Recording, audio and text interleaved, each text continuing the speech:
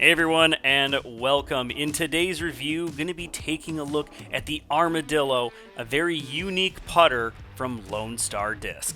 So right away, there are a few things that jump out to me about the Armadillo. First, the nose. It is extremely blunt, being a one-speed, meaning this thing is not going to travel through the air very much at all. Also, it does have that thumb track, which I personally do like thumb tracks because it keeps my thumb in place versus potentially slipping off the disc in wet or very humid conditions. And for the profile, it was also nice to see that between different plastic types like the Bravo and the Victor 1, there really wasn't that much difference at all when it came to the profile.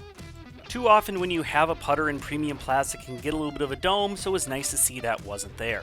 In the Bravo plastic, the Armadillo has a good amount of gumminess to it, feels really nice and flexible, good for all playing conditions, and for putting, the Victor 1 is great. It's a little soft, but not quite as flexible as, say, the Bravo, but still amazing tackiness, so no matter what the weather condition putting, I know I'll be able to trust it.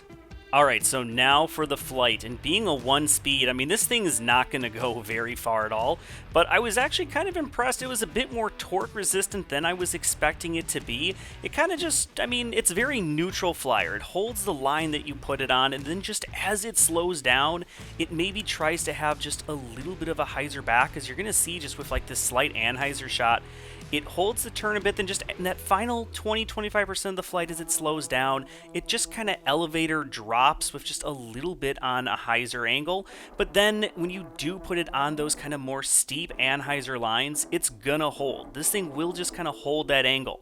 Again, with a hyzer, it goes out straight, almost gets a little bit of a flip up to flat, but then just as it's slowing down, just starts to get a little bit on hyzer and just has a really nice, soft, gentle landing. And being in this Bravo plastic, at least, that I really like, it's not going to go very far past the basket. And just in general, because it's so blunt, you can really trust it. Once it hits the ground, it's not going anywhere. It's also worth noting this thing has no glide, so you do want to give it a bit of height to get it to really go anywhere, because this thing does just like to fall like a rock. Which actually makes it pretty decent in the wind, because you know it's not really going to get hung up, it's just going to fall to the ground. Now, taking a look at some of the different shots you can hit with the Armadillo out on the course, this is basically an island as you have a pond surrounding it on three sides of this peninsula.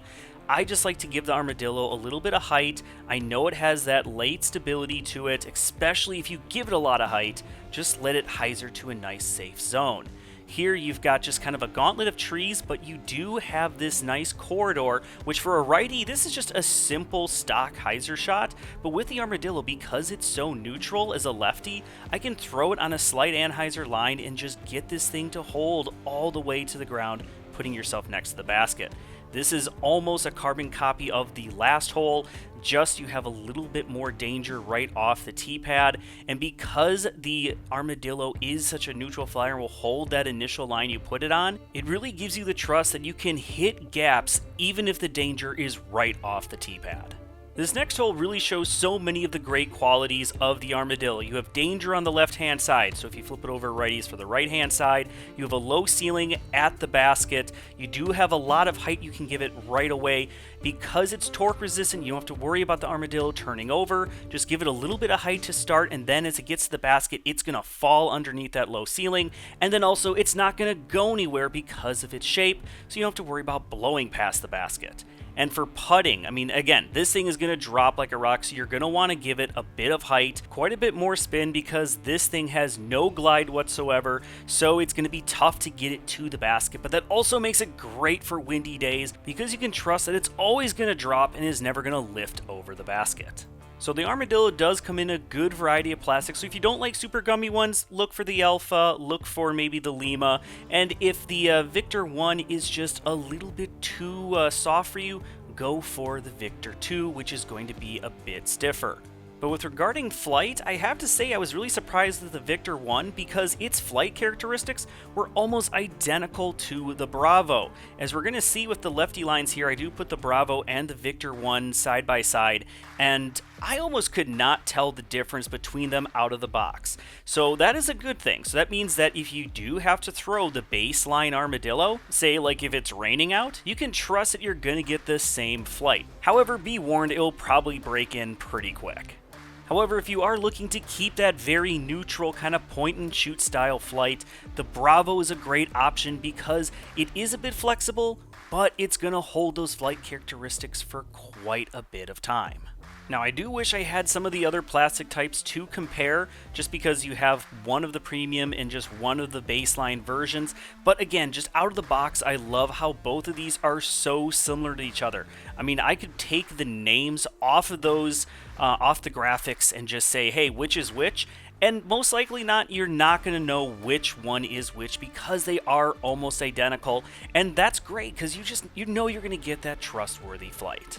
Overall, I have to say that the Armadillo is a solid option in that one-speed category. It's very point and shoot, it has decent torque resistance when thrown flat, but it also can hold any angle you put it on. Just overall, a good solid approach putter. Well, thank you all everyone so much for watching. Be sure to subscribe as we do have that ongoing giveaway until 7,500 subscribers. Be sure to comment below. That is how you get entered into that giveaway, and comment on every new Cheating Lefty release. And if you want to try the Armadillo for yourself, visit the link in the description below and get yours today. And be sure to use that promo code LEFTY in order to save 10%. Until the next one, everyone, keep banging chains.